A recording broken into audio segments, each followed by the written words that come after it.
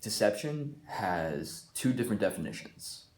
The first being the act or causing someone to believe something as true or valid when in actuality is false or invalid. The second definition being someone who deceives or a trick. Um, I outline these two definitions because I think it does a good job of not only defining what deception is, but also kind of being a metaphor of what the theme of this presentation is, which is there being a separation between a little bit of positive deception and then negative deception. I think humans crave small doses of deception, maybe not necessarily in our relationships, but in society as a whole. So I'll start with an anecdote. I was just in Las Vegas a week ago with some friends and some family. This was the first time in Las Vegas, and I couldn't believe the amount of magic acts and sleight of hand acts that weren't only just in like the MGMs and hotels, but even on the streets.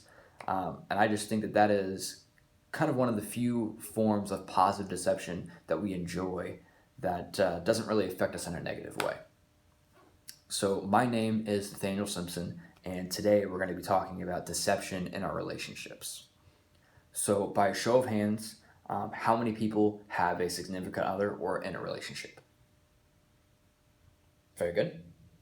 Keep those hands up. By a same show of hands, how many people have lied to that significant other at one point or another?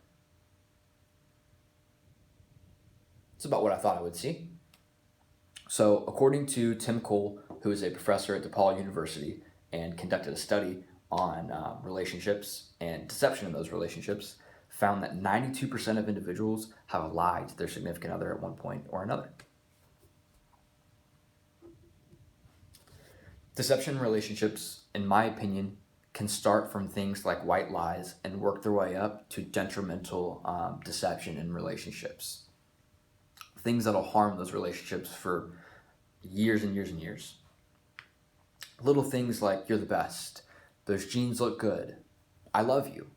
Those can be small little white lies that don't seem very harmful on the surface, but can have lasting impacts on the relationship and the two people in that relationship. So in this presentation, we're going to discuss some of the problems of deception in relationships, a few things that could be the causes of that deception, and then finally ways that we can either eliminate or mitigate that deception in those relationships. So to start with the problem, why is deception a problem, aside from the obvious? Deception is, at least just in my opinion, and the opinion of a lot of others as well, is deception is just one of the most basic violations of a good and healthy relationship. This deception not only erodes the trust of that relationship, but hurts the trust of those two people in that relationship for years and years and years to come. I've seen multiple relationships, not just of my own, but of my friends and family, who the deception hurt that person so much that they were not able to even fully recover years after, and sometimes even forever.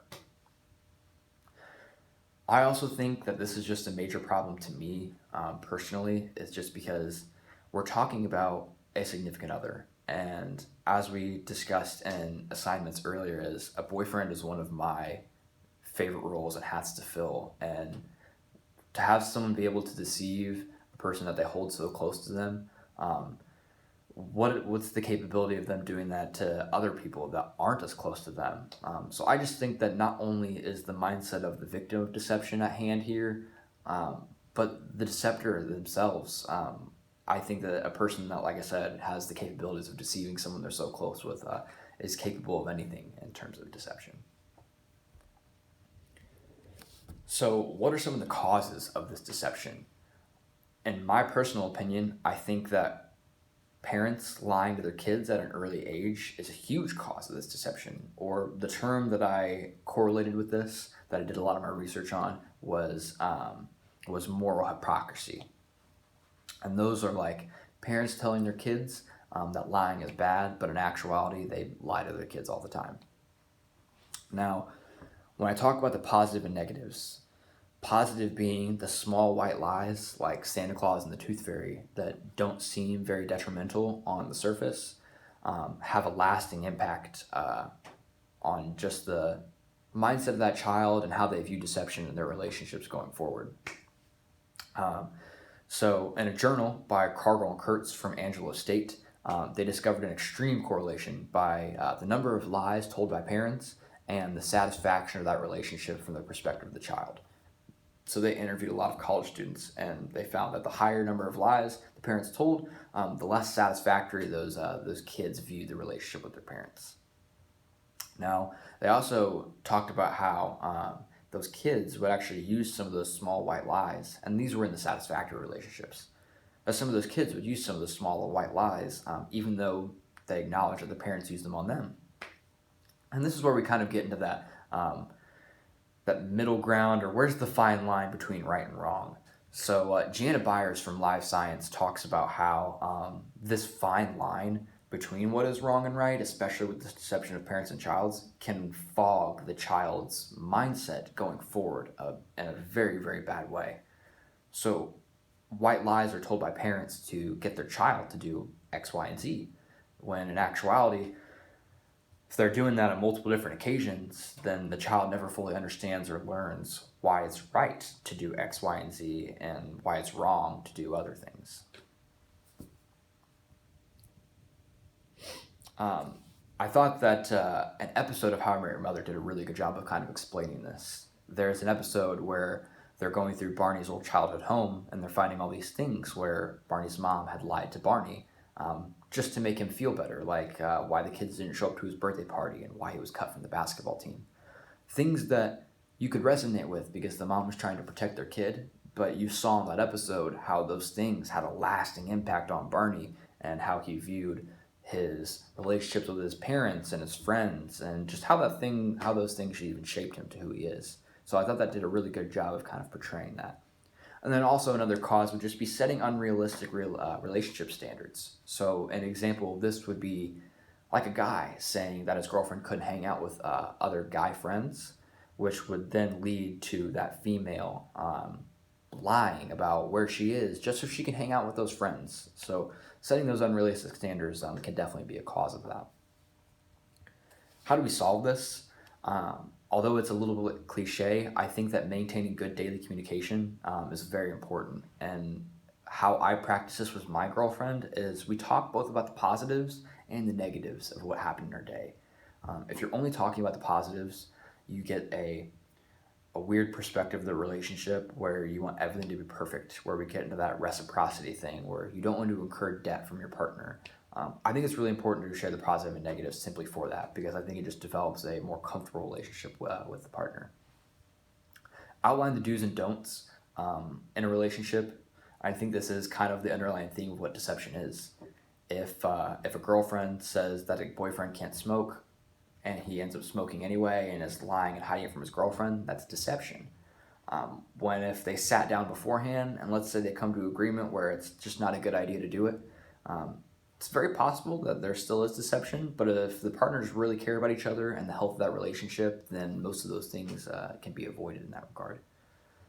Lisa Firestone, who is a co-author of a book called Sex and Love and Intimate Relationships, makes a good point on the foundation of that relationship. How, kind of going back to that example of a person smoking, is if that person really holds that true to their value and their girlfriend just does not see eye to eye, maybe it is best to stay true to yourself and to not go into a relationship where you already know that you're kind of battling about what things are to yourself and what things, like I said, are harmful to the relationship. So to review, we discussed the long-term problem of deception and how that affects the mentality of both parties, both in that relationship and post that relationship, and how long that can affect them. We talked about the causes of that deception and how early childhood lies from parents can cause deception to be familiar and comfortable with that person, as well as how unrealistic standards in a relationship can cause that deception as well. And then we also talked about how ways in which you can eliminate that deception, which, like I said, maybe parting ways and sticking true to certain values is best. Also, in saying that, is found ways to mitigate it. Sometimes it can't be eliminated altogether. Deception is all around us, both good and bad. Well, like I said earlier in the presentation, a majority of it is negative. However, some of it's positive, kind of like I touched on with that Las Vegas example. So, although we are discussing deception, I think it's important for us all to just get a better understanding and grasp of how we can better mitigate that in relationships, especially when we're talking about that with people close to us, like significant others and parents. So, I think that at least from my perspective, this presentation and research definitely gave me a better outlook on how I should go about not only mitigating the risk of deception, but how to better communicate and stay on the same page with your partner. So, thank you.